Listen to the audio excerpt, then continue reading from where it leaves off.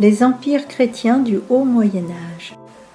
En 395 de notre ère, l'Empire romain est divisé en deux par Théodose.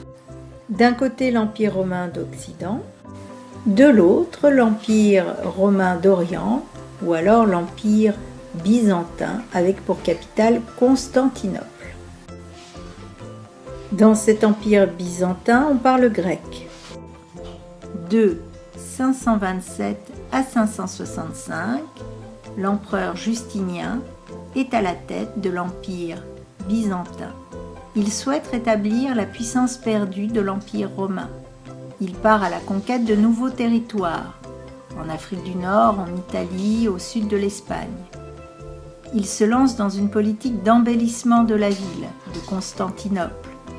Il restaure les murailles de la ville et surtout il construit la basilique de Sainte-Sophie. Il invente le Code justinien et modernise les anciennes lois romaines.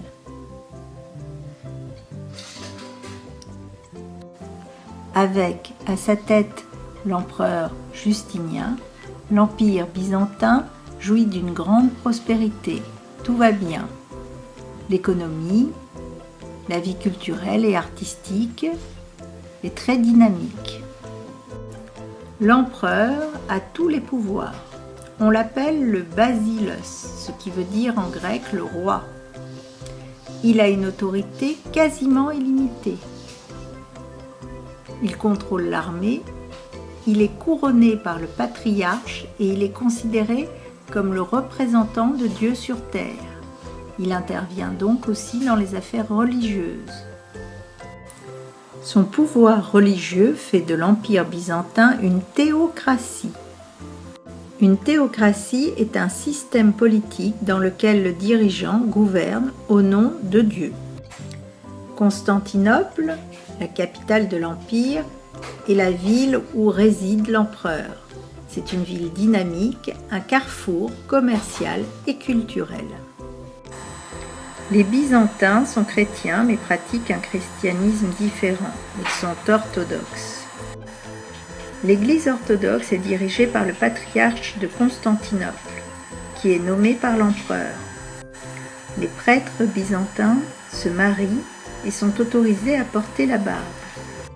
Les messes se font en grec. Les croyants vénèrent des icônes, c'est-à-dire des images représentant des personnes saintes. Les moines jouent un rôle primordial dans l'Église orthodoxe. Cyril et Méthode sont deux moines byzantins.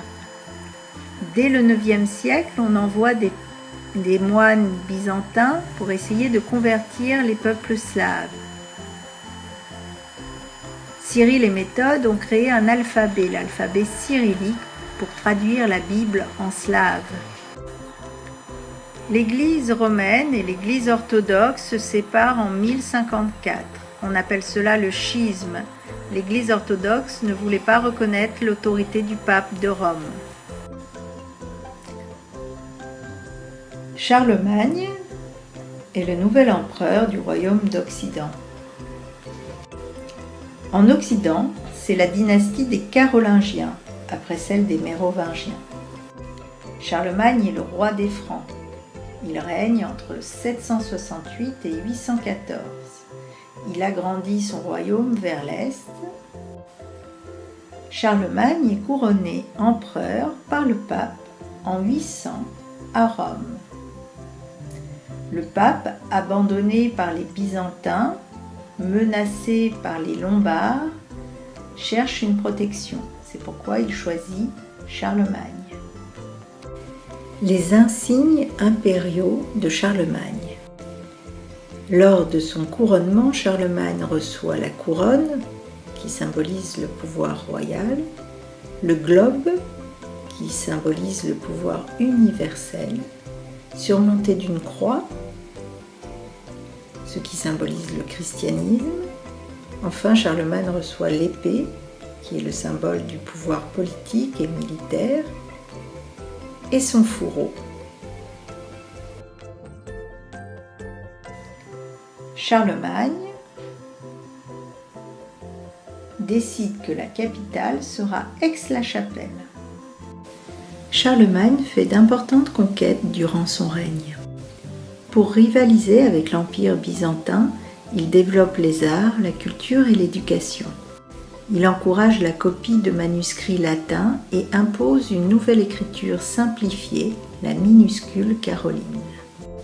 Les Carolingiens sont chrétiens catholiques et reconnaissent le pape comme chef religieux.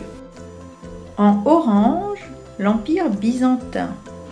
En rose, l'Empire d'Occident, carolingien de Charlemagne, avec la capitale Aix-la-Chapelle.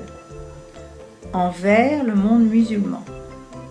En bleu, les États de l'Église, avec Rome notamment. L'Empire carolingien disparaît à partir du milieu du IXe siècle. L'Empire byzantin durera beaucoup plus longtemps, jusqu'en 1453.